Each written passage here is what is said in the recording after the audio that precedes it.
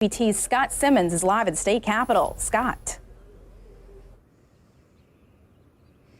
Belinda Carlisle, the singer, is one of the latest performers to speak out against the state's religious objection law. Well, today the governor took a shot at her and other performers who have not liked the measure. Amazing things are happening, but we all seem to be fascinated with a 1980s rocker that canceled a concert. Governor Phil Bryant referring to Bryan Adams canceling an upcoming performance in Mississippi. He told us he wishes people would just read the bill to see that it is just like other bills in other states, including the state of New York.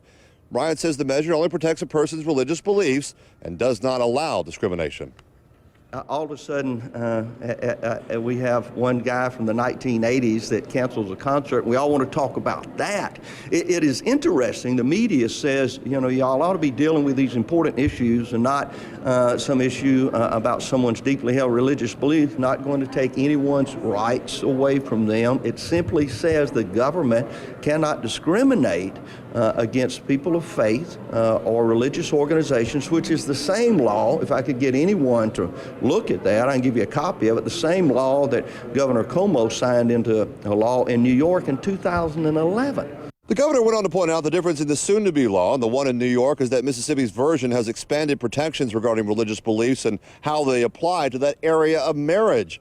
But critics believe it is that distinction that will bring on a legal challenge in the state of Mississippi. Live at the state capitol, Scott Simmons, 16 WAPT News. All right, thanks so much, Scott. Well, that law did not stop one Mississippi native and celebrity from flying home to help out some kids. 16 WAPT's Hadass Brown spoke to Lance Bass, who says he plans to fight this law. The world doesn't look at us as the hospitality state anymore, and I want to change that. Former NSYNC star and Clinton native Lance Bass planted a community garden with kids in his hometown Wednesday. I was really excited.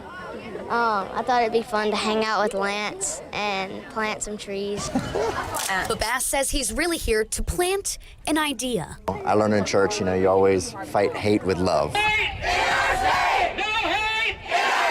Since Governor Phil Bryant signed the religious objection bill, the list of celebrities canceling on Mississippi over the law keeps growing. I'm actually not mad at people, you know, canceling the concerts because they're just trying to get a message out. But Bass, an outspoken gay rights advocate, says he won't be one of them. I think if we calmly talk about it, people will understand how wrong this is, and it's discrimination is what it is. And we know better than to have discrimination in law. 1, 2, 3, do something funny. Ready? 1, 2, 3. He says he's partnered with entertainment company Live Nation, hoping to bring big names to the Magnolia State for a concert. To come here for love and maybe do something to raise, you know, money to, you know, fight this bill. Any big names sign on for the concert yet? I can't reveal anything yet, but hopefully in the next month I'll be able to. In Clinton, Hadass Brown, 16 WAPT News. Well, Jackson police arrested 2 people behind a church, Megan. Yeah, Tammy, they say they were in the middle of a drug deal right behind that church. Selling dope right here behind this church. Police really couldn't believe it. It happened this afternoon on Edwards Avenue off of Eminence Row in Jackson, right behind St. Matthew's Missionary Baptist Church. Police arrested 2 people in the bust, and they say more arrests may be coming. They also seized marijuana and 3 guns. Well, customers caught a man they say tried to steal the cash drawer from a Northeast Jackson restaurant. Police say Christopher Pillay went into the Capitol Grill off Canton Mart Road panhandling, asking customers there for money. They say he was just about to leave when he saw the bartender carrying the cash register drawer filled with money. They fought over it. He grabbed $72, and police say he ran out the door, but he didn't get far. The patrons from that restaurant, they ran outside and they cornered his getaway car until police got there. Not a very good idea for these customers. Not really. I mean, you know, he didn't have a weapon on him, but you don't know. They didn't know. But it worked out well. You know, it was a good result. Pillay is charged with strong armed robbery. A 4-year-old run over by his mother is in fair condition tonight. The Warren County Sheriff says the boy's mother was leaving River Region Hospital Tuesday. She thought her son, Tyler Richards, was in the car with her other 2 children, but he wasn't, and she accidentally ran over him. It appears at this time that a family was leaving the hospital was not aware that the 4-year-old had not gotten in the vehicle, and as they pulled off, the child tumbled under the car. The child was taken immediately into the emergency department at Merit Health River Region and then subsequently airlifted to the University of Mississippi Medical Center. Sheriff Pace told us this was an accident and he doesn't expect any charges. More than a month after 2 fishermen disappeared in Claiborne County, authorities are expanding their search. Brothers Daryl and Joshua Wilson were last seen March 10th. The Claiborne County Sheriff told us today they're now searching more land in this area since the water levels have gone down. A historic change coming to the $20 bill, Tammy. That's right. There's a new face on the bill coming up soon. Take a look at it right here. It's Harriet Tubman. Now, this is just a rendering. We don't know what the final bill will actually look like. Now, you can expect to start seeing the bill by 2020. Coincidentally, the government is kicking Andrew Jackson off of the bill to make way for Tubman. As for the $10 bill, well, Alexander Hamilton is keeping his spot. Now, here's your history lesson for the day. Tubman led slaves to freedom on the Underground Railroad. Well, the airport takeover bill is headed to the governor's desk. The final Senate vote was 29-14. Now, the bill removes the current Jackson-only appointed governing board and replaces it with a regional one. This is not a takeover. It's an expansion of the board. Jackson will maintain a majority spots on the board. They will maintain all the revenue. We're going to take it to the Federal Aviation Administration at this point.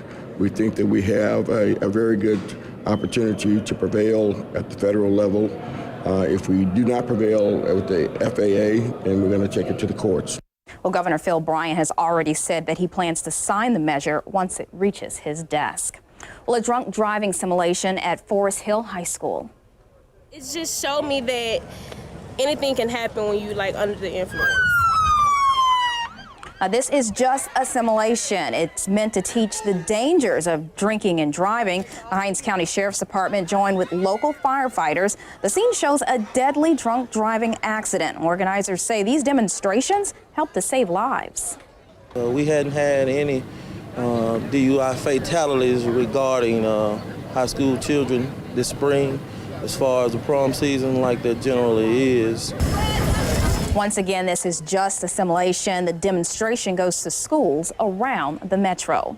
Well, next year, the city of Brandon will decide if they want to increase the motel-hotel tax by 3%. City leaders want to use the revenues to fund recreational projects like a multi-use amphitheater. The election is expected to take place next May.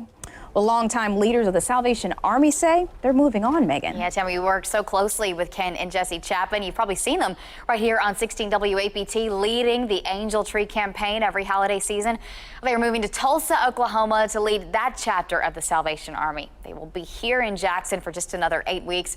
Captain Chapman has been in charge of the Jackson chapter of the Salvation Army since 2009.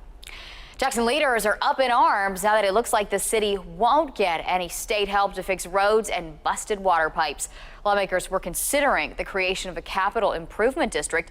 The state talked about diverting its side of sales tax revenue to fund repairs around the downtown area that houses those state office buildings. The measure was changed in conference committee to create the district, but not to provide the money.